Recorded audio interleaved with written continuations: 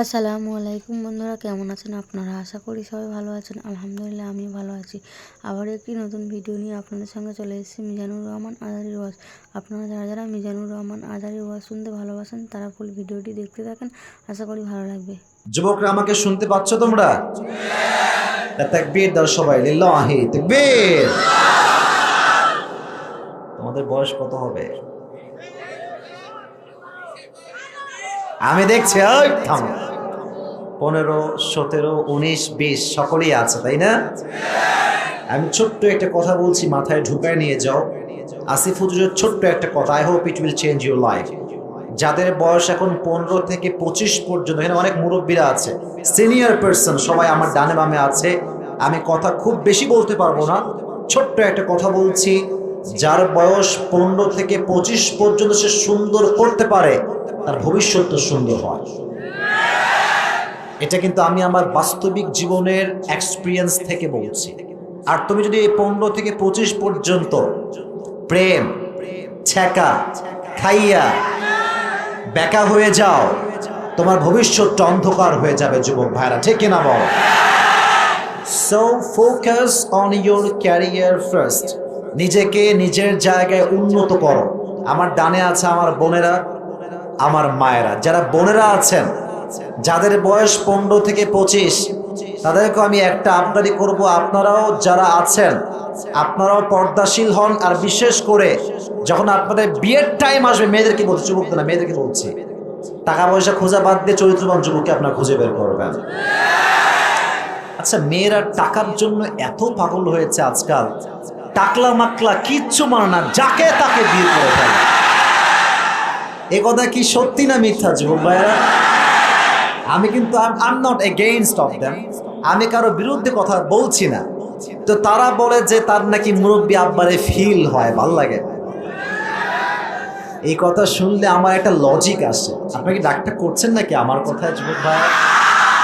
আমার লজিকটা হচ্ছে, তারা বলে যে আচ্ছা আমরা, মানে মেয়েরা বলে যে আমরা টাকলাকে বিয়ে করতেই পারি, মানবতা বোধ আছে তো নাকি? This is their own logic, এটা তাদের একটা যুক্তির কথা। তো আমারও একটা লজিক আছে। যুবকরা তোমরা যদি একমত হও তাহলে একমত না ঠিক বলবো আগে, আমি এখন বলতে হবে না, আগে বলে লেট মি টক। আচ্ছা, তোমার এত ভালোবাসা বুইড়ার প্রতি, তুমি টাকাওয়ালার প্রতি কেন আসে? এই যে গরিবগুলো মুরব্বী আব্বাজানরা আছে, এদের প্রতি তোমার ভালোবাসা থাকে না কেন? বিয়ে করতে মন চায় না কেন? বলো বলো বলো বলো। ও, সব ভালোবাসা টাকলাওয়ালা বুড়ার প্রতি নাকি? অতএব বুঝতে আমাদের বাকি নাই, বিয়ের একটাই কারণ টাকা, নাথিং এলস, ঠিক কিনা বলে? এজন্য আমার বোনেরা প্লিজ, আপনারা ভালো হয়ে গেলে আমাদের যুবকরা এমনি ভালো হয়ে যাবে। এজন্য বিয়ের ক্ষেত্রে টাকা আগে না চরিত্র আগে? হাদিস শোনেন, قال رسول الله صلى الله عليه وسلم فاظفر بذات الدين تربت يدك. Become successful by selecting the one who has religion, character and conduct. নবীজি বলছেন, তুমি যদি বিয়ে করে সফল হতে চাও, টাকা পয়সা আগে গুরুত্ব দিও না, স্ট্যাটাসকে আগে গুরুত্ব দিও না, আগে দেখো তার চরিত্র কেমন। যার চরিত্র ভালো হবে সে আমার বউ হওয়ার যোগ্যতা রাখে যুবক ভাইরা, ঠিক কিনা বল? আল্লাহ যুবকদেরকে, মা বোনদেরকে এটা বোঝার তৌফিক দান করুন, সকলে পড়া আমিন। মায়ের কথা আর কি বলবো, বললে তো অনেকে রাগ করবেন, তাই আর বললাম না আজকে। মায়েরাই মেয়েদের মাইন্ডসেট নষ্ট করে দেয়। শোন, আমার বাড়ির জামাই যে হবে সরকারি চাকরিজীবী হওয়া লাগবে। আর আমি খুব খেয়াল করেছি, যুবক ভাইয়ের দিকে তাকাও, সরকারি চাকরিজীবী ছেলে যদি হয়, মেয়ে তার মায়ের সামনে ওপেনলি প্রেম করে, আর মা বলে তুই চালিয়ে যা, मैं तुम्हारे साथ हमेशा हूं, हमेशा के लिए हूं। ছি ছি ছি ছি ছি ছি ছি। কেন? সরকারি চাকরি আছে। সরকারি চাকরি জীবনে আসল কিছু নয়। একজন সরকারি চাকরিজীবী মাঝে মাঝে 1 লাখ কামায়, আর একজন ব্যবসায়ী মাসে 10 লাখ টাকাও ইনকাম করতে পারে যুবক ভাই। আমি কারো বিরুদ্ধে অবস্থান নিচ্ছি না, বাট মাথায় রাখবেন আমার মায়েরা, please don't take it negatively. I really respect you from my heart. মেয়েদেরকে আমি বড্ড সম্মান করি, বাট আমি দেখতে পাচ্ছি হাজার হাজার যুবকের যৌবন নষ্ট হচ্ছে। মেয়ের মাও চায় টাকা, মেয়ের বাপও চায় টাকা টাকা টাকা টাকা চায়। আল্লাহ হেদায়াত দান করুন, সকলে পড়া আমিন। আমি যে ছোট্ট কথা বললাম ভূমিকা, আপনারা কি রাগটাগ করছেন নাকি বলেন? আল্লাহ আমাদেরকে যেন সঠিক কথাটা বোঝার তৌফিক দান করে, পড়া আমিন। আজকে আমরা কোরআন থেকে নির্ধারিত একটি সূরার তাফসীর পেশ করব। তবে আমি একটু আমার পকেটটা চেক করে নিই। আমি তো মানিকগঞ্জে এখানে প্রথম আসছি, এই মাঠে টাকা পয়সা আমার কাছে বেশি নাই, তাও চেক করতে হবে আর কি। আপনারা দেখেন না, আমি দেখছি। আচ্ছা, যা আছে আমি সামনেই রাখছি, বেশি নাই, কারণ কিছু টাকা নিয়ে আসলাম, তেল ভরছি, তো টাকা পয়সা সব শেষ হয়ে গেছে। তো যাই হোক, যা আছে খুব বেশি নাই। আমি একটা অ্যানাউন্সমেন্ট দিচ্ছি, যদি আজকের প্রোগ্রামে এই মানিকগঞ্জের মানুষের কোনো একজন মানুষ আমার তাফসীরের মূল বিষয়টা শেষে গিয়ে বলতে পারে, আমার প্রশ্ন অনুযায়ী, তাকে আমি আজকে পুরস্কৃত করব আমার মানি ব্যাগ থেকে। রাজি আছেন? বলেন সবাই ইনশাআল্লাহ। তাহলে ওয়াজটা শুধুমাত্র কান দিয়ে শুনলে হবে না, দিল দিয়ে শুনতে হবে। তো দিলের কানটা খাড়া করুন। এখন যা বলবো তাফসীর ভিত্তিক কথা হবে, ডান বামের কোনো কথা হবে না। আমি একজন যুবক যেখানে তাকবীর দিয়েছো, একজন এখান থেকে তাকবীর দিয়েছিলাম, তুমি আরেকবার তাকবীর দাও, দাও তাকবীর দাও একটা।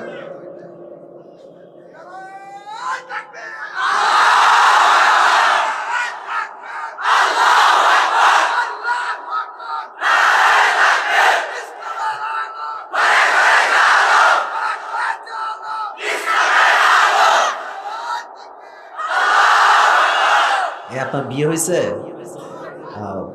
গায়ে জোর কি রে ভাই, সেই লেভেলের জোর। এবার আমার সঙ্গে একবার দিবেন, লিল্লাহি তাকবীর। Today inshallah we will talk about the Jahannam. Today our central theme, our subject matter is hellfire. আমাদের আজকের মূল আলোচনার বিষয়বস্তু হচ্ছে জাহান্নাম। যুবক ভাইরা সবাই বলো, মূল আলোচনার বিষয়বস্তুর নাম কি? এই তো আওয়াজ, আবার বলো, নাম কি? কিছু প্রশ্ন করে জবাব দিবেন। কিয়ামতের দিবসে মানুষ হবে দুই ভাগে বিভক্ত। বলতে পারবেন কারা কারা? এক হচ্ছে জান্নাতি, আর এক হচ্ছে, এটারও দলিল কোরআনে। যুবক ভাইরা বলো, আছে না নাই? ফারীকুম ফিল জান্নাতি ওয়া ফারীকুম ফিস Saeed. On the day of judgment, one group will enter in the paradise and another group will enter in the hellfire. আল্লাহ তাআলা বলছেন, এক গ্রুপ যাবে জান্নাতে, আর এক গ্রুপ যাবে জাহান্নামে। আমরা কোন দিক যাব শুনি একটু। জান্নাতে যাবেন, তাও মন খুলে কইতে পারলেন না? জাহান্নামে যাবেন না জান্নাতে? জাহান্নামের সম্মান আর জান্নাতের সম্মান কখনো কি এক হতে পারে?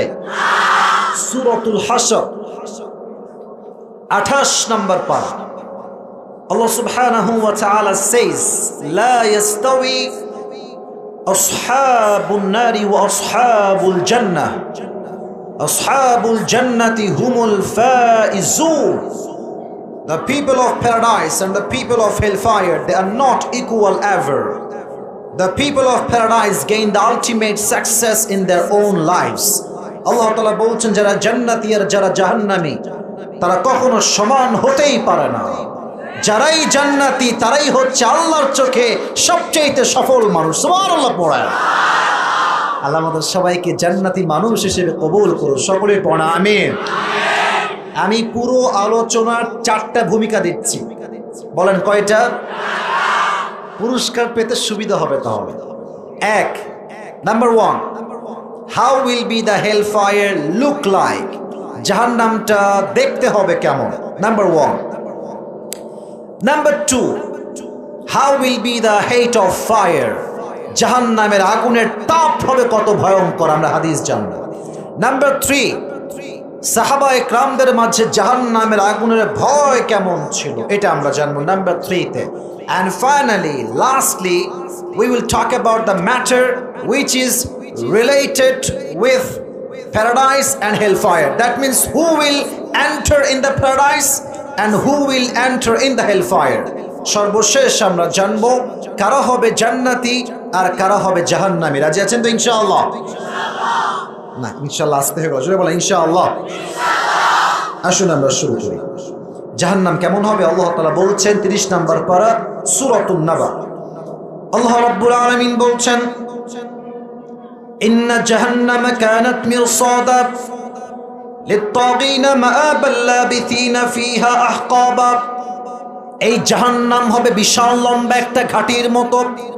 লিত-তাগিনা মাআবা, যারা বেনামাজি সুদখোর মদখোর হবে যারা, তাদেরকে এই জাহান্নামে অবস্থান দিবে একজন। আওয়াজ দিয়ে বলেন তো তিনি কে? লাবিথিনা ফিহা আহকাবা। When the people of hellfire, they will enter in the hellfire, they will live there for age. Allah time limitation mention করছেন যে কতদিন আমরা যারা বেনামাজি হব জাহান্নামে থাকব। আল্লাহ টাইম বলছেন যুগের পরে যুগ, যুগের পরে যুগ জাহান্নামীরা জাহান্নামে বসবাস করবে। এদের খাবার হবে কেমন?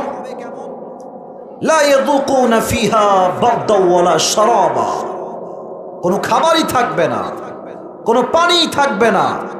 যখন তারা প্রচন্ড ক্ষুধার্ত হবে আল্লাহকে বলবে Allah we need some food, we need water. Allah পানি দাও, খাবার দাও।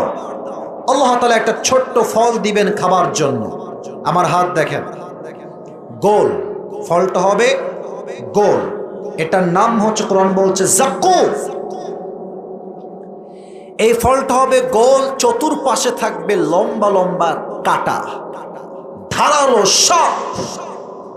এমন ধারালো কাঁটা হবে যখন জাহান্নামীরা খাবারটা মুখে নিবে, মুখে নিয়ে যখন জিহ্বায় লাগাবে, প্রত্যেকটা কাঁটা জাহান্নামীদের জিহ্বাকে ছেদ করে বের করে রক্তাক্ত করে ফেলবে। নাউজুবিল্লাহ পড়বেন না আপনারা?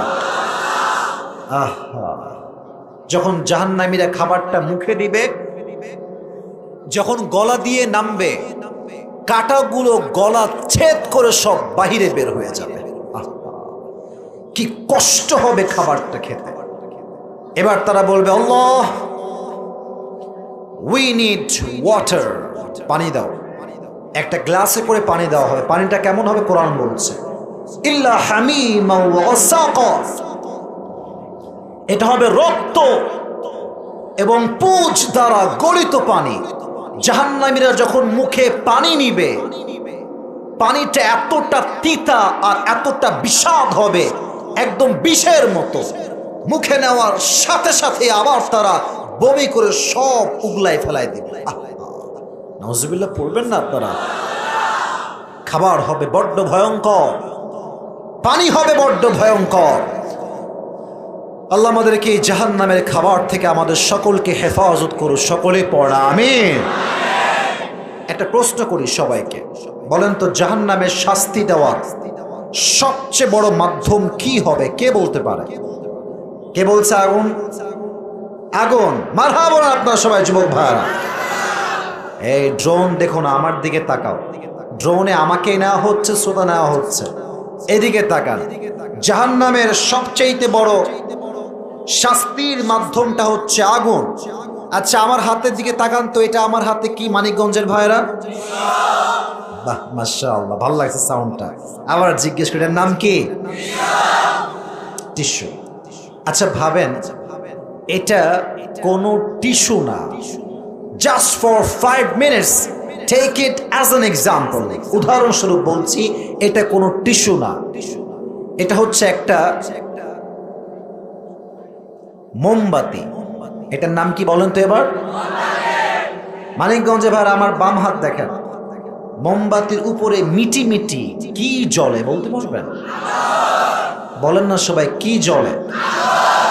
এটা কি অনেক বেশি লম্বা না একদম ছোট্ট? ছোট্ট নিভি নিভি আগুন। নাও লুক অ্যাট মাই ফেস। আমি একটা প্রশ্ন করছি।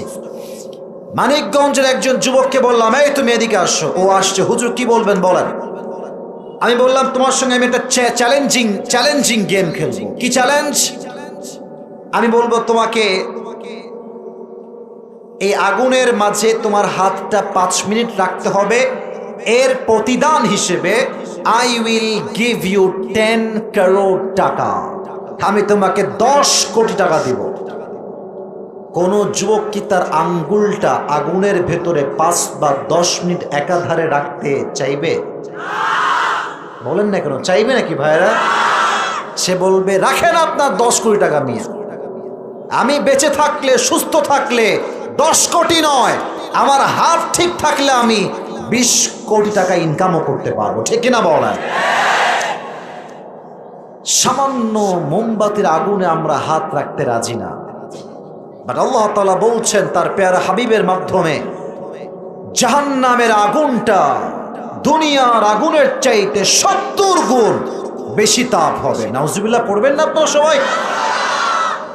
70 গুণ বেশি তাপ হবে। তাহলে একটু ভাবেন যে কতটা ভয়ঙ্কর হবে জাহান্নামের সে আগুন।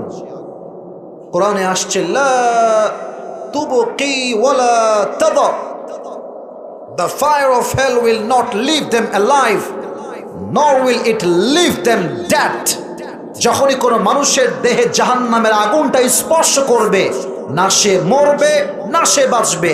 লাওয়াহাতুল লিল Bashar, it will remove the skin from your body। যখনই জাহান্নামের আগুনটা আপনার দেহে সামান্য স্পর্শ করবে, আপনার দেহের চামড়া গোস্ত সবগুলো জমিনে খসে খসে খসে খসে পড়ে যাবে। নাউজুবিল্লাহ পড়বেন না আপনারা? আল্লাহ তুমি আমাদের সবাইকে জাহান্নামের বড্ড ভয়ঙ্কর আগুন থেকে হেফাজত করো, সকলে পড়া আমিন। এবার একটা প্রশ্ন, অনেকে রং উত্তর দিবেন, অনেকে সঠিক উত্তর দিতে পারলে দিতেও পারেন। জাহান্নামের আগুনের রংটা কি হবে? জেনারেল লাইনের ছাত্রকে বলতে পারবে? কালো। মারহা বলবেন না তো সবাই? নলেজেবল পারসন, মাশাআল্লাহ। কালো হবে, লাল নয়। তিরমিজির হাদিস, জাহান্নামের আগুনকে আল্লাহ রাব্বুল আলামিন মোট 3000 বছর জ্বালিয়েছেন। প্রথম 1000 বছরে হয়েছে লাল, দ্বিতীয় 1000 বছরে হয়েছে সাদা, আর তৃতীয় 1000 বছরে হয়েছে এটা কালো। এখন যে জাহান্নামের রংটা অবস্থান করছে জাহান্নামের ভেতরে, এটা বড্ড ভয়ঙ্কর ব্ল্যাক কালার। এটা রূপ এতটা ভয়ঙ্কর হবে, জাহান্নামীরা আগুনকে দেখার সঙ্গে সঙ্গে তাদের প্রত্যেকটা দেহের অঙ্গ প্রত্যঙ্গ থরথর থরথর করে কাঁপবে। আল্লাহ তুমি এই ভয়ঙ্কর আগুন থেকে আমাদের সকলকে হেফাজত করো, সকলে পড়া আমিন। 2 নাম্বার পার্ট শেষ। 3 নাম্বার পার্ট, এখন যা বলবো হাদিস ভিত্তিক স্টোরি বলবো, ঘটনা। মনোযোগ আছে সবার? ক্লান্ত হয়ে গেছেন আপনারা সবাই? সবাই একটা কাশি দেন, হাত তুলে একটা তাকবীর দেন, লিল্লাহি তাকবীর। হাত নামান। প্রশ্ন করছি, উত্তর দেন। বলেন তো ইসলামের প্রথম খলিফার নাম কি? মুরব্বী কিন্তু সবার আগে জবাব দিয়েছে, আবু বকর রাদিয়াল্লাহু তাআলা আনহু। দ্বিতীয় খলিফার নাম কি? মারহা বলবেন না আপনারা সবাই? হোয়াট অ্যান অ্যামেজিং অডিয়েন্স, মাশাআল্লাহ, সবাই জানে। আমি 2 জন সাহাবীর 2টা ঘটনা বলছি ফর অ্যান এক্সাম্পল, যে তাদের মাঝে জাহান্নামের আগুনের ভয়টা কত বেশি ছিল। আমাদের দেশের যিনি প্রধানমন্ত্রী, তার নাম কি? মাননীয় প্রধানমন্ত্রী জননেত্রী শেখ হাসিনা। আমি কোনো কথা বিরুদ্ধে বলার জন্য নামটা নেই নাই, বোঝাও একটা জিনিস। আচ্ছা, আমার কথা বুঝতে কোনো সমস্যা হচ্ছে না তো আপনাদের? কথা কি বোঝা যায়? যায় যায় যায় আচ্ছা, মাননীয় প্রধানমন্ত্রী যদি বলেন যে আমার কাছে একটা দামি শাড়ি কেনার টাকা নাই, এটা কি কোনো জনগণ বিশ্বাস করবে? করবে না, লজিক্যাল কথা। আচ্ছা, মনে করেন প্রধানমন্ত্রীর মেয়ে আবদার করেছে আমি গরুর গোশত খাবো। যদি প্রধানমন্ত্রী বলেন যে না আমার কাছে গরুর গোশত কেনার টাকা নাই, এটা কি কোনো মানুষ বিশ্বাস করতে পারবে? যুবক ভাইরা বলো বলো। এবার আসেন হাদিসটা শোনাই। আবু বকর রাদিয়াল্লাহু তাআলা আনহু একদিন বাসায় এন্ট্রি নিলেন, বাসায় প্রবেশ করলেন। ইন দ্য মিন টাইম তার সন্তানরা দূরে দাঁড়িয়ে আছে। আবু বকরের স্ত্রী, তার সহধর্মিনী, তার ওয়াইফ তার কাছে আসছে, বলছে একটা আবদার আছে, আমার আবদার নয়, আপনার সন্তানদের আবদার, আপনি কি মিটাবেন? আপনি কি পূরণ করবেন? এই যুবকেরা, হাদিসটা শুধুমাত্র চোখ দিয়ে তাকাই শুইনো না, হৃদয় দিয়ে ফিল কইরো, একটু বোঝার ট্রাই করো যুবক ভাইরা। বলছে কি আবদার বলো? কে? প্রধানমন্ত্রী। এইটা ছোট্ট আবদার। বলছে আপনার সন্তানরা সারিদ নামে আরব বিশ্বে একটা খাবার আছে, the most expensive food in Arabic world, সবচেয়ে দামি খাবার আরব বিশ্বে, এটাকে বলা হয় সারিদ। তো বলছে আপনার সন্তানরা সারিদ খেতে চায়, আপনি কিনে দিলে ওরা খুবই খুশি হবে। উনি বলছেন, প্রধানমন্ত্রী বলছেন, আমি যে সারিদ কিনে সন্তানদেরকে দিব, এই সামান্য টাকাও আমি প্রধানমন্ত্রী, আমার পকেটেও নাই, আমার ব্যাংকেও নাই, আমার বাসার কোথাও তুমি খুঁজে পাবা না। সুবহানাল্লাহ পড়বেন না আপনারা? প্রধানমন্ত্রী সারিদ খাওয়ার টাকা নাই। 3 মাস পরের কথা, হাদিসটা প্রেসাইজলি বলছি, শর্টকাট। 3 মাস পরে যখন তিনি বাসায় আসেন, একদিন দেখছে তার বউ ছোট্ট একটা প্লেটে করে কয়েক টুকরা সারিদ নিয়ে আসছে। বলছে, আরে এ সারিদ তুমি কই থেকে পেয়েছো? আমি তোমাকে টাকা পয়সা কিচ্ছু দেই নাই। বলছে আপনি আগে খান, আমি বলছি আমি টাকাটা কই থেকে পেয়েছি। বলছে আগে বলো কই থেকে পেয়েছো, কারণ আমি আবু বকর হারামের এক চুল পরিমাণ খাই না। সুবহানাল্লাহ বলেন আপনারা সবাই। বলছে আপনি যে প্রত্যেক মাসে আমাকে হাত খরচে টাকা দেন, হাত খরচ, এটা কি আপনারা বোঝেন না? মান্থলি একটা খরচ দেয়। যেমন যার স্বামী আছে প্রবাসে, সে তো প্রত্যেক মাসে মাসিক একটা খরচ পাঠায়, পাঠায় না যুবক ভাইরা? বলো বলো। তো আপনি আমাকে যে মান্থলি খরচ দেন সংসারের জন্য, বাসার জন্য, সেখান থেকে টাকা জমিয়ে জমিয়ে জমিয়ে 3 মাসে আমার কয়েক টাকা বেঁচে গিয়েছে। সেই টাকাকে জমিয়ে সব একত্রিত করে আমি বাজার থেকে কয়েক টুকরা সারিদ নিয়ে আসার ব্যবস্থা করেছি। সুবহানাল্লাহ। তো নাই আপনাদের মুখে, নেন আপনি একটু খান। হাদিসটা এখনো শেষ হয়নি, হাদিসের মেন পার্ট এখনো বাকি আছে যুবক ভাই। উনি খেলেন, খেয়ে সোজা পার্লামেন্ট, সংসদ সদস্যদের সবাইকে ডাকলেন, নেতা, মন্ত্রী, MP, mayor, police, army, BDR, RAB, যারাই সেই সময়ে রাষ্ট্রের দায়িত্বে ছিলেন সবাইকে ডাকলেন। বিশাল বড় একটা মজলিস ডাকলেন, এটাকে বলা হয় মজলিস শুরা। উনি সবাইকে ডেকে এক জায়গায় বসিয়ে বললেন, শোনো, তোমরা আমাকে প্রত্যেক মাসে যেই বেতন দাও, এই বেতনটা আজ থেকে কমিয়ে দাও। কেন কমিয়ে দিবা তোমরা? বলছে এর কারণ হচ্ছে এটা, আমার বউ 3 থেকে 4 মাসের মান্থলি খরচ বাঁচিয়ে সারিদ কিনে আমাকে খাওয়াইছে, সন্তানকে খাওয়াইছে, এটাই প্রমাণ আমি আবু বকরের সন্তান, আমি আবু বকরের সন্তানরা এবং আমি, আমার পুরো সংসার যেই বেতন তোমরা দাও এর চাইতে কম দিলেও আমার বেতনটা সুন্দর করে চলে যাবে। সুবহানাল্লাহ পড়বেন না? হিসাব দেখছেন? মাত্র কয়েক টাকার হিসাব, কয়েক টাকা কম বেশি। তো সব যুবক তো একরকম হয় না। মজলিসের ভেতরে একজন যুবক একটু ঘাট তেরা, মানে একটু রাগে দাঁড়ায় গেছে। বলছি, ইয়া খলিফাতুল মুসলিমিন, আপনার কথা everything is okay, but I have on objection, একটা আপত্তি আছে আমার। কি আপত্তি বলো? বলছে আপনি তো আমাদের রাষ্ট্রের হিরো, রাষ্ট্রের নায়ক, রাষ্ট্রের প্রাইম মিনিস্টার, আপনি সামান্য কয়েক টাকা বেতন দিলে সমস্যা কোথায়? রাখেন আপনি আপনার বেতন, আমাদের কোনো আপত্তি নাই। উনি বলছেন তোমার আপত্তি নাই, ঠিক আছে, বাট আমি আজকে তোমাদের থেকে সামান্য কয়েক টাকা নিয়ে বেতন বেশি নিব, রাষ্ট্রের টাকা মেরে খাবো, আর জাহান্নামের আগুনে আল্লাহ আমাকে ফেলবে, আমি জাহান্নামের আগুনে পড়বো, এটা আমি আবু বকর চুল পরিমাণ কখনো বরদাস্ত করতে পারবো না। সুবহানাল্লাহ। বেতন কমায় দাও, সব বেতন কমায় দাও। বেতন কমিয়ে বাসায় ফিরে আসছে। এই কথার দ্বারা স্পষ্ট প্রমাণ, যারা রাষ্ট্রের টাকা আজকে মেরে খাচ্ছেন, আমরা হক কথা বলতে ভয় পাই, আমাদের জনগণের কথা, এটা আমাদের মনের কথা। যারা রাষ্ট্রের টাকা মেরে খায়, ये दिन ही दिन नहीं है, सामने और भी दिन बाकी है।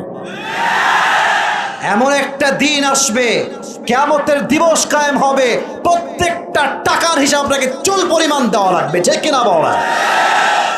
এরকম টাকা মেরে খায় এরকম লোক বাংলাদেশে আছে না? আরে মাননীয় প্রধানমন্ত্রী নিজে তো মাইক নিয়ে বলেন যে দেশটা চোর বাটপাট দিয়ে ভরে গিয়েছে, ঠিক কিনা বলেন? কেমনে ভরছে একটু বুঝাই দিই, এক্সাম্পল দেই। পাকা রোড, পিচ রোড করতে একটা দায়িত্ব পাইছে কন্ট্রাক্টর।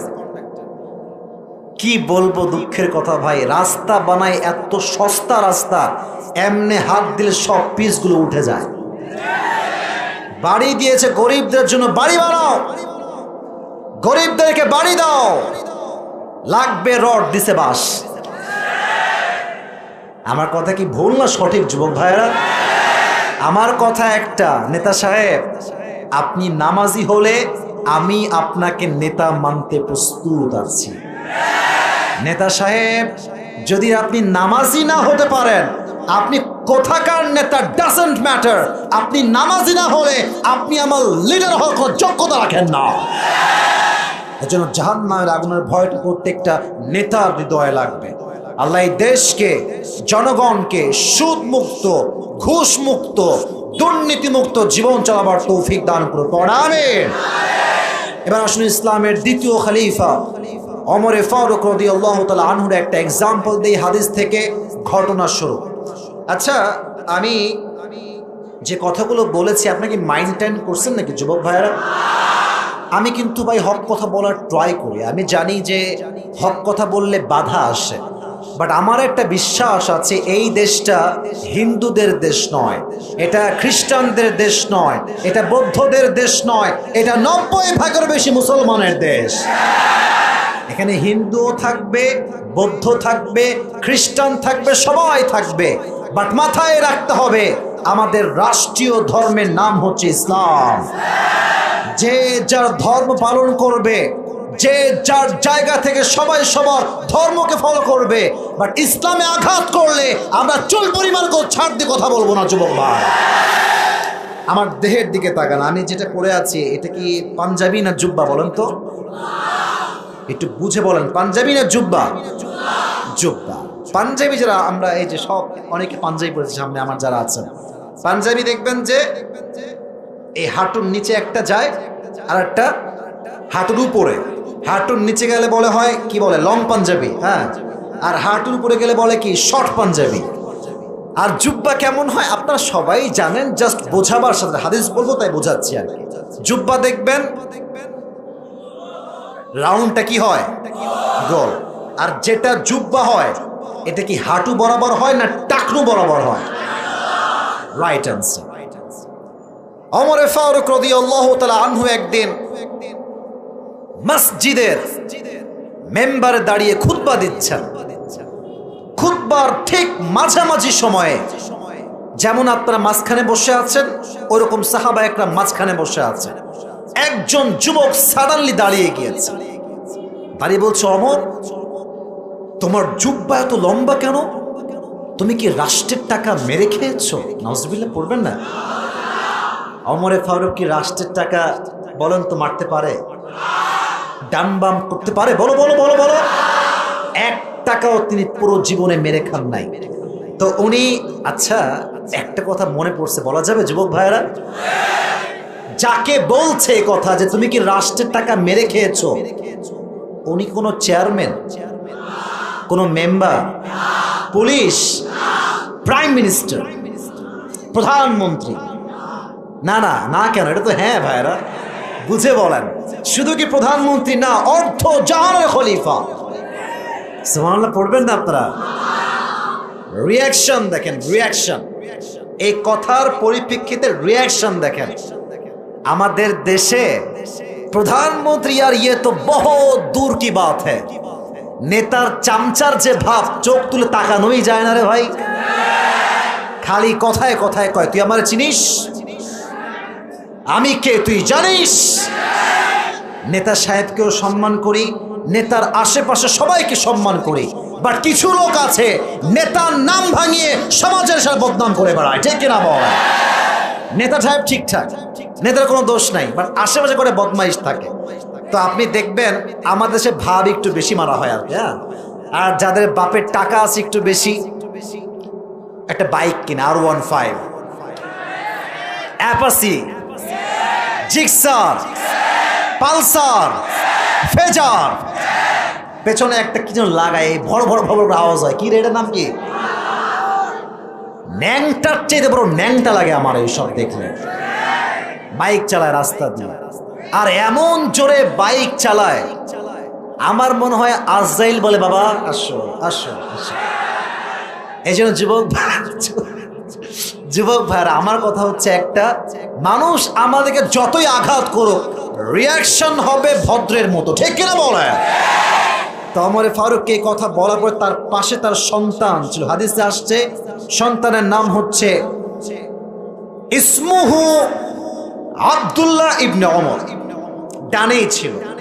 সে দাঁড়িয়ে গিয়েছে, বলছে এই জবাবটা আব্বা নয়, জবাবটা আমি তোমাকে দিচ্ছি। বলছে রাষ্ট্রের পক্ষ থেকে প্রত্যেক বছর আমার আব্বাজানকে একটা জুব্বা দেওয়া হয়। কয়টা? আরো জোরে হাত তুলে, কয়টা?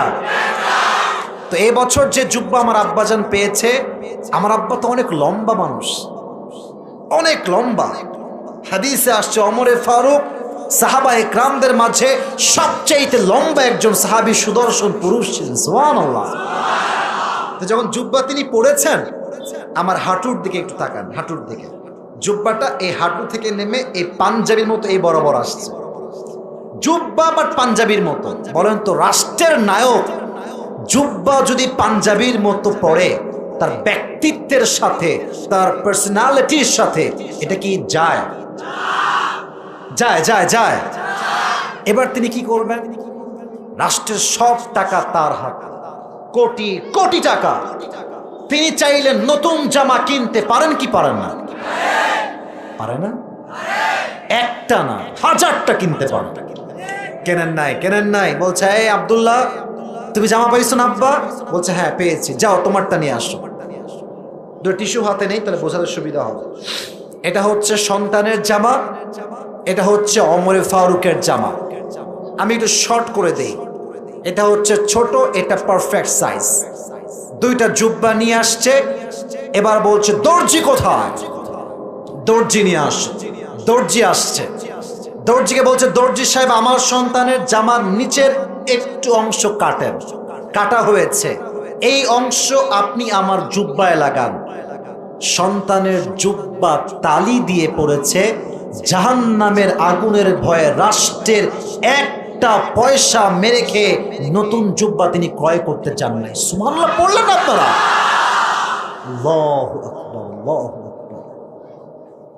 এই ভয় কাকে বলে ভাই? জাহান্নামের আগুনের ভয়।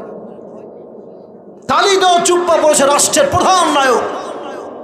আর আমাদের কয়েক টাকা হলে আমরা তো দেখি অনেক সময় ইন্টারভিউতে অনেকে বলে যে আমি একটা জামা দ্বিতীয়বার আর পড়ি না। হ্যাঁ আছে না নাই যুবক ভাইরা? যারা বলে আমি একটা জামা দ্বিতীয়বার পড়ি না, খুব হিসাব করে দেখবেন এদের বেশিরভাগ ইনকামের সোর্স হচ্ছে হারাম হারাম হারাম হারাম। হালাল টাকায় যারা চলে তারা ছেঁড়া পাঞ্জাবি পরে, তারা ছেঁড়া গেঞ্জি পরে। যুবক ভাইরা আল্লাহ আমাদের সবাইকে জাহান্নামের আগুনের ভয়টা হৃদয়ে রাখার তৌফিক দান করুন। সকলেই পড়া আমিন। 3টা পার্ট বলতে গিয়ে তো 10টা পার হয়ে গেল। আরো কি ওয়াজ করা যাবে? সময় কি আপনাদের কাছে হবে? বড্ড খুশি হলাম, আমাদের প্রধান অতিথি সহ সকলেই মাশাআল্লাহ বসে আছে। এরকম আদর্শবান নেতা যারা ইসলামকে ভালোবাসে, এরকম নেতা আমরা প্রত্যেকটা ঘরে ঘরে চাই। যুবক ভাইরা ঠিক কিনা বলো? মাশাআল্লাহ। আমি তো ভেবেছি নেতা সাহেবরা কথা বলেই চলে যাবেন। মাশাআল্লাহ বসে আছেন, তার মানে মানিকগঞ্জের মানুষেরা ইসলামকে বড্ড বেশি ভালোবাসে, কোরআনকে বড্ড বেশি ভালোবাসে। মানিকগঞ্জের মাটি হচ্ছে ইসলামের ঘাঁটি। যুবক ভাইরা আল্লাহ কবুল করুন, সকলে পড়া আমিন। শেষ অংশে কিছু কথা বলছি, এটা বলেই শেষ করে দিব, আমার ওয়াজ শেষ হয়ে যাবে।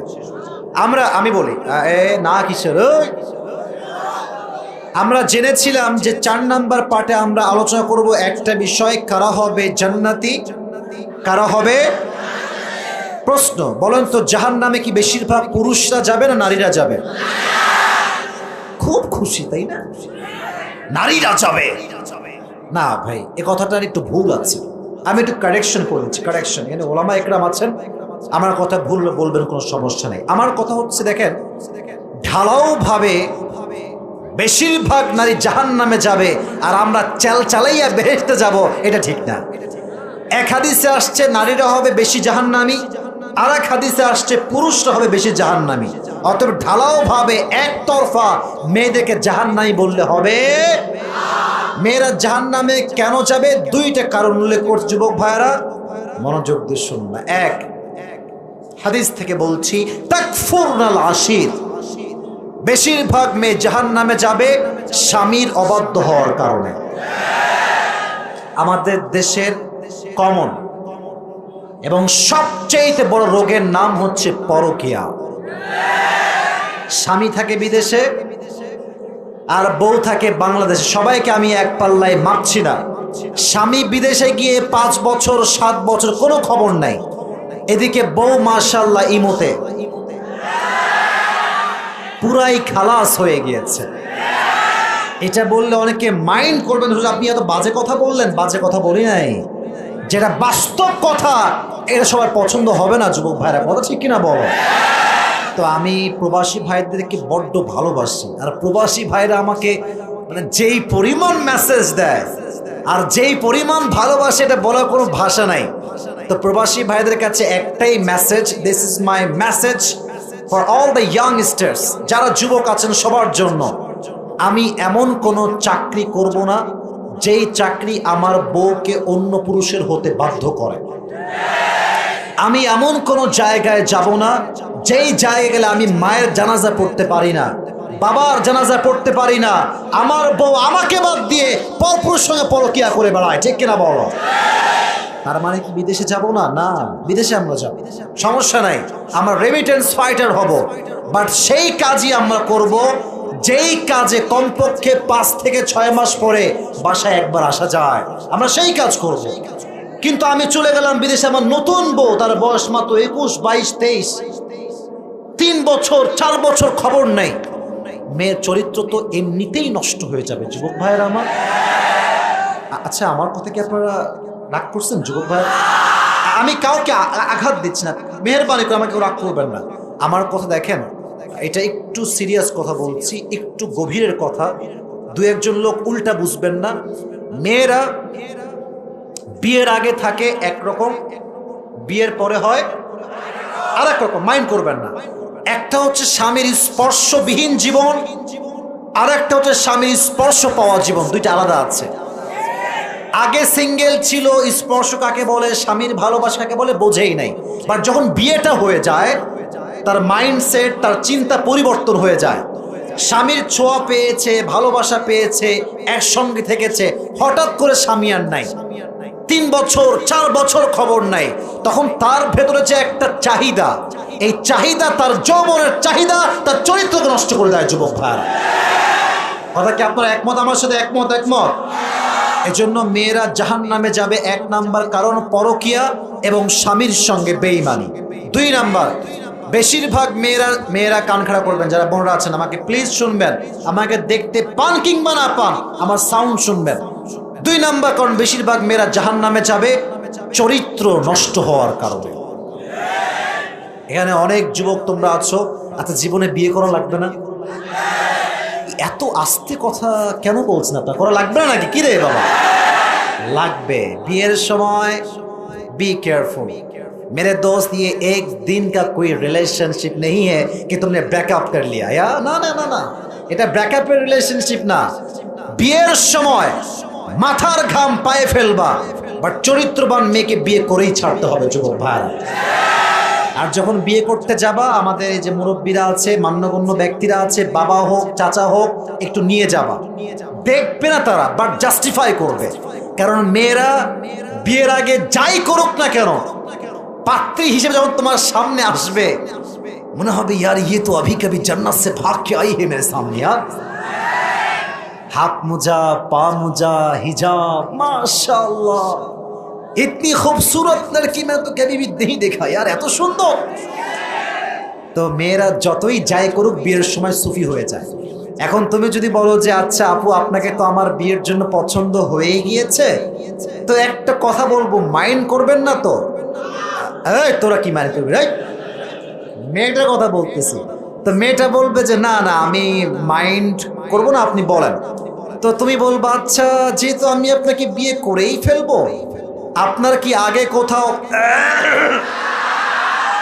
ছিল নাকি কিছু আপনার? তো মেয়ে দেখবা যে যত যাই করে বলবে কি বলছেন ভাইয়া, নাউজুবিল্লাহ, আমি সব বুঝি না। মেরে দোস্ত, যেই মেয়ে বলবে আমি কিছু বুঝি না, আমার কেউ নাই, আমি একা, বড্ড একা, দাল মে কুছ কালা তো জরুর হ্যায় ওয়াহা পে, জাস্টিফাই করবা, বুঝে শুনে বিয়ে করবা। বিয়ে জীবনে একবার, এখানে হারলে পুরো জীবন তুমি হেরে যাওয়া। এজন্য বেশিরভাগ মেয়ে জাহান্নামে যাবে চরিত্র নষ্ট হওয়ার কারণে। আল্লাহ প্রত্যেকটা মেয়েকে, কোনো মেয়েকে আমি আঘাত দিয়ে কথা বলছি না, আল্লাহ প্রত্যেকটা মেয়েকে চরিত্রবান নারী হওয়ার তৌফিক দান করুন। সকলে পড়া আমিন। তোমরা খুব খুশি আমি বুঝতেছি, বাট তোমরা কিন্তু একতরফা দোষ দিও না। তুমি আজকে 4টা প্রেম করবা, 4 ঘাটে পানি খাবা, তোমার বউ তোমাকে 10 ঘাটে পানি খেয়ে বিয়ে করবে। যুবক ভাই, যে যেমন তার বউ হবে তেমন, যে মেয়ে হবে যেমন তার স্বামী হবে তেমন। আল খাবিথাতু লিল খাবিথিনা ওয়াল খাবিথুনা লিল খাবিথাত ওয়াত তাইয়িবাতু লিত তাইয়িবিনা ওয়াত তাইয়িবুনা লিত তাইয়িবাত। ভেরি ক্লিয়ার আয়াত। Good character people, they will have good character people. Bad character people, they will have bad character people.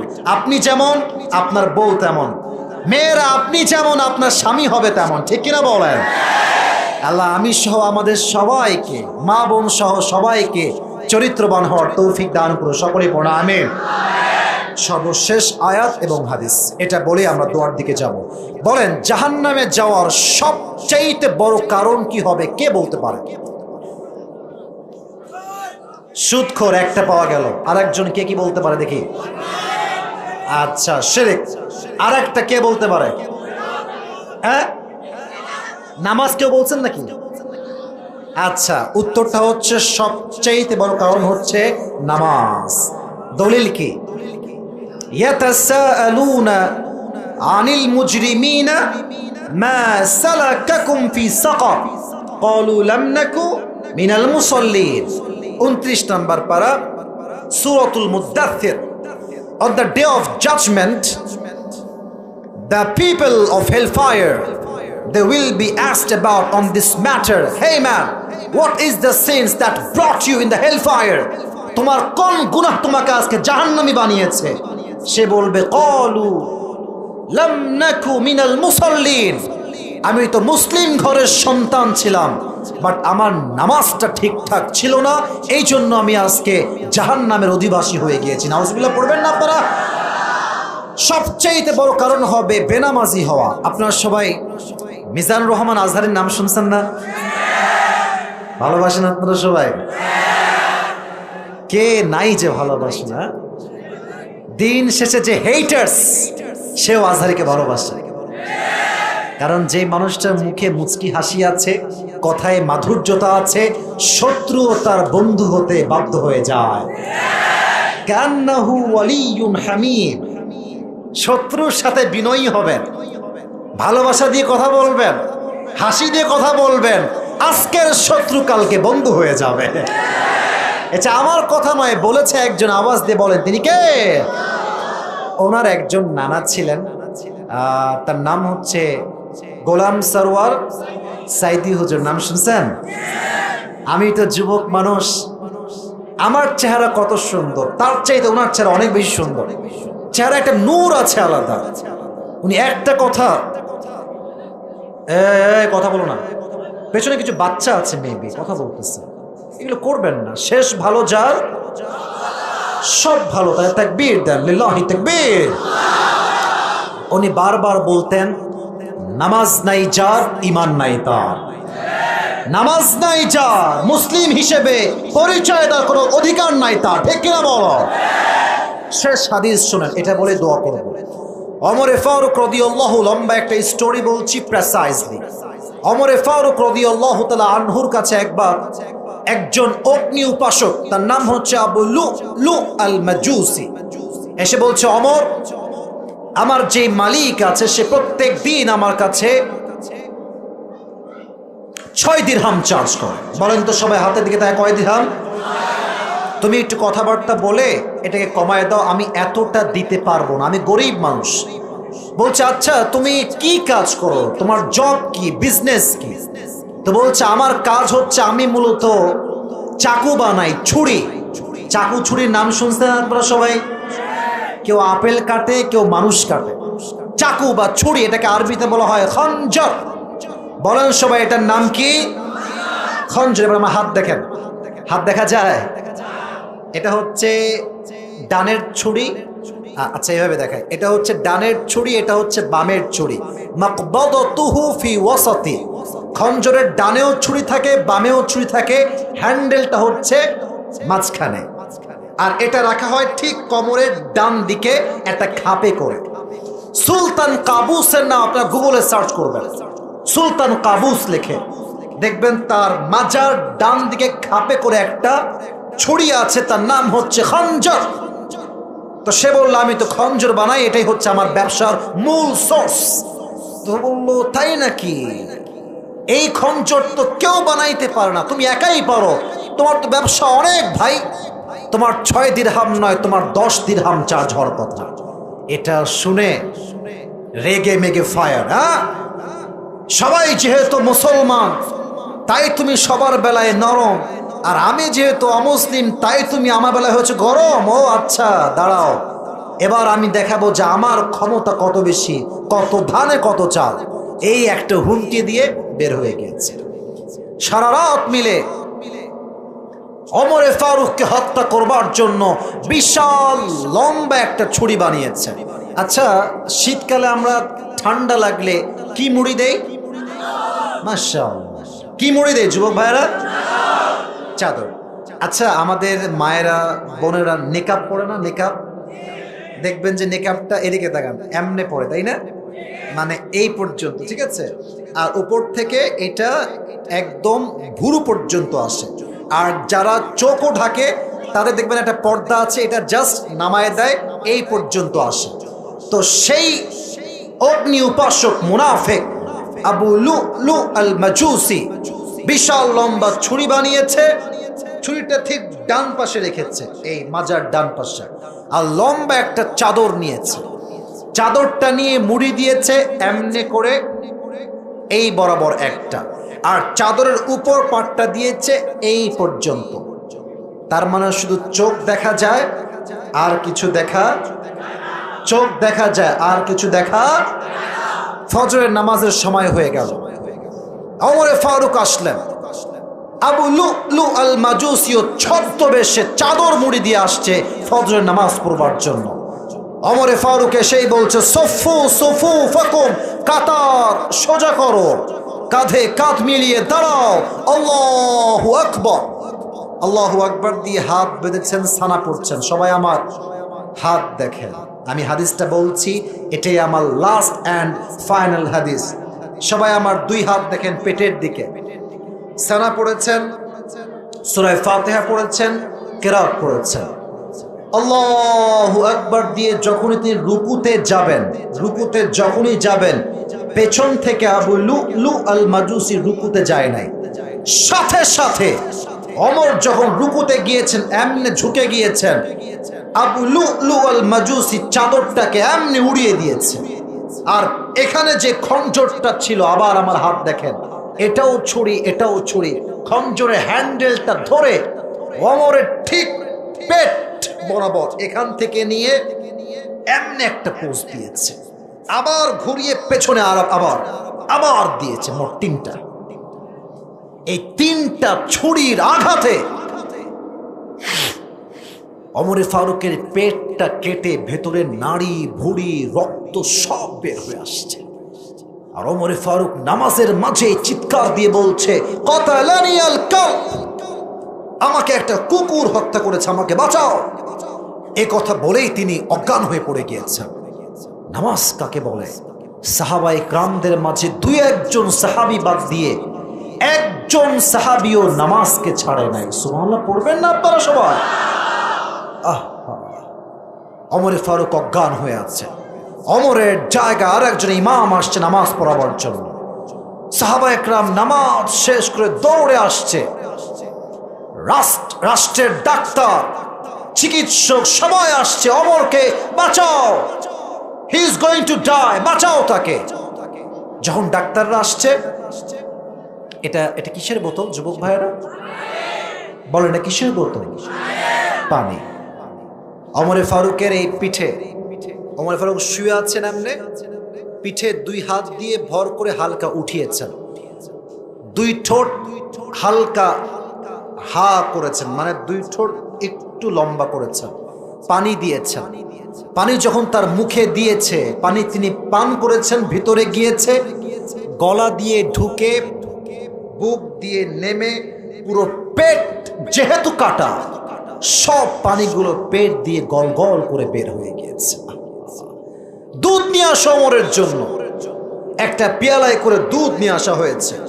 দুধ যখন দিয়েছে মুখে, গলা দিয়ে ঢুকে পেট দিয়ে যখন যাবে হজমের জন্য, পুরো পেট তার কাটা, সব দুধগুলো পেট দিয়ে গল গল করে বের হয়ে গেছে। এই দৃশ্য দেখে সাহাবা একরাম চোখের পানি আর ধরতে পারে না। সবাই বুঝে গিয়েছে Omar Faruk is going to die very soon, মারা যাবে, খুব দ্রুতই মারা যাবে, অবস্থা খুবই বেমানান, অবস্থা খুবই ভয়ঙ্কর। at the same time, আমার চোখ দেখেন, উনি অজ্ঞান ছিলেন, he was totally senseless, হঠাৎ করে সেন্সে আসছেন, আর চোখটা একদম ছোট্ট করে খুলেছেন, একদম মিটি মিটি চোখ। চোখ খুলেই বলছে, ওই সাহাবী এদিকে এদিকে এদিকে তাও, এদিকে আসো। একজন সাহাবী দৌড় দিয়ে আসছে, ইয়া খলিফাতুল মুসলিমিন, কি বলবেন বলেন। তুমি তো কথা বলতে পারছেন না, যেহেতু পুরো নাড়ি ভুড়ি সব কাটা, তো ইঙ্গিত করে বললেন, তোমার কানটা আমার মুখের কাছে নিয়ে আসো। যখন কানটা মুখের কাছে নিয়ে আসছে, সে ভেবেছে সন্তানের কথা বলবে, সম্পত্তির কথা বলবে, নাতির কথা বলবে, ছেলের কথা বলবে। যখন এই কানটা মুখের কাছে নিয়েছে, উনি ফিস ফিস করে বললেন, আসল্লান নাস, আসল্লান নাস, আসল্লান নাস। আমাকে আগে এটা জবাব দাও, আমি যে এই নামাজের ইমাম ছিলাম, ফজরের নামাজ, আমি অজ্ঞান হওয়ার পরে সাহাবা একরাম সেই নামাজটা আদায় করেছিল কিনা? একটা মানুষের নাড়ি ভুঁড়ি বের হয়ে গেছে, পুরো জায়গাটা রক্তাক্ত হয়ে গেছে, and he is damn sure that he will die very soon, and the last time he is asking just for salah and nothing else. একজন মানুষের পুরো জীবনটা শেষ, পুরো জমিনটা রক্তাক্ত হয়ে আছে, তাও সে তার শেষ মুহূর্তে নামাজকে ভুলে নাই। সুবহানাল্লাহ নাই আপনাদের মাঝে? কোন সাহাবী, যে সাহাবী দুনিয়াতে কনফার্ম জান্নাতের টিকিট পেয়েছে, তাও সে নামাজকে ভুলে নাই। এজন্য কিয়ামতের দিন জাহান্নামের ফয়সালা হবে তাদের জন্য সবচেয়ে বেশি, those who were not from the মুসল্লি, those who were not used to about salah, যারা নামাজি ছিল না, তাদের জন্য জাহান্নাম হবে বড্ড ভয়ঙ্কর। আল্লাহ আমাদের সবাইকে বেনামাজি থেকে নামাজি হওয়ার তৌফিক দান করুন। আজকে আলোচনার মূল বিষয়বস্তু ছিল কি সবাই বলেন? জাহান্নাম। বলেন সবাই, ছিল কি? জাহান্নাম। মাশাআল্লাহ। জাহান্নামের ক্ষেত্রে আমরা বলেছিলাম কিছু কথা মনোযোগ দিয়ে শুনবেন। এই জাহান্নাম হবে বিশাল লম্বা একটা ঘাটির মতো। যারা অত্যাচারী ছিল, যারা বেনামাজি ছিল, তাদের জন্য জাহান্নামকে তৈরি করেছে একজন। আওয়াজ দিয়ে বলেন তো তিনি কে? জাহান্নামে থাকার টাইম লিমিটেশন কতদিন হবে? লাবিথিনা ফিহা আহকাবা, যুগের পরে যুগ জাহান্নামীরা জাহান্নামে বসবাস করবে। খাবার হবে কেমন? দুইটা আইটেম নিয়ে কথা বলেছি। একটা হচ্ছে ফল, এই ফলটা হবে চতুর্পাশে কাটা, আর পানি যা দেওয়া হবে ইল্লা হামিমাও ওয়া গাসাকা, রক্ত এবং পুঁজ দ্বারা গলিত পানি। নাউজুবিল্লাহ পড়বেন না আপনারা? This is basic knowledge about জাহান্নাম। একদম প্রাথমিক কিছু আয়াত, এটা মাথায় রাখবেন। জাহান্নাম হবে ঘাটির মতো, এখানে বেনামাজিরা বসবাস করবে, যুগের পরে যুগ বসবাস করবে। খাবার হবে কাঁটাযুক্ত, আর পানি হবে রক্ত এবং পুঁজ দ্বারা গলিত পানি। আল্লাহ আমাদের সবাইকে এই জাহান্নামের খাবার থেকে হেফাজত করুন। সকলে পড়ুন আমিন। 2 নাম্বার চ্যাপ্টার ছিল জাহান্নামের আগুনটা কতটা বেশি ভয়ঙ্কর হবে। আমি একদম প্রেসাইজলি হাদিসগুলো মেনশন করছি। এক, জাহান্নামের আগুনটা দুনিয়ার আগুনের চাইতে কত গুণ বেশি তাপ হবে? মাশাআল্লাহ, কত গুণ বেশি? Right answer. 2 নাম্বার, জাহান্নামের যে আগুনের রং, এটার রং কি হবে? মাশাআল্লাহ। এটা কিসের হাদিস বলতে পারবেন? তিরমিজির হাদিস। বলেন তো কোন হাদিস? তিরমিজি শরীফের হাদিস। মাশাআল্লাহ। এবার আসেন আরেকটা ছোট্ট কথা, আয়াত ভিত্তিক। তাপ কেমন হবে? জাহান্নামের আগুনের তাপটা কেমন হবে? লাওয়াহাতুল লিল বাশর। আল্লাহ তাআলা বলছেন যখনই দেহের কোথায় স্পর্শ করবে, দেহের চামড়া গোস্ত সব খসে খসে পড়ে যাবে। নাউজুবিল্লাহ পড়বেন না? তাহলে এই 2টা হাদিস আর একটা আয়াত মাথায় রাখবেন। রাজি আছেন তো ইনশাআল্লাহ? 3 নাম্বার একদমই সহজ। জাহান্নামের আগুনের ভয় সাহাবায়ে কেরামদের মাঝে কেমন ছিল? আমরা কয়জন সাহাবীর নাম মেনশন করেছি? মাশাআল্লাহ, বলেন কয়জন? প্রথম হচ্ছেন ইসলামের প্রথম খলিফা, তার নাম কি?